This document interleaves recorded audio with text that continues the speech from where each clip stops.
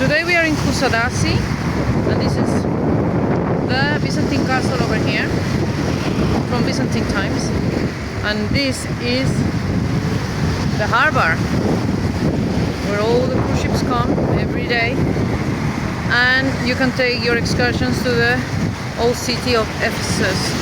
So this is a touristic place where everything comes to life in the summer.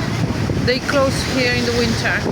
So now it's coming to the end of the season, and it's quite inexpensive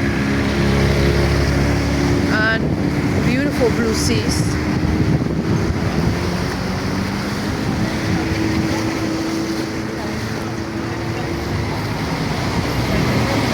And we are walking on the promenade going towards that lovely castle.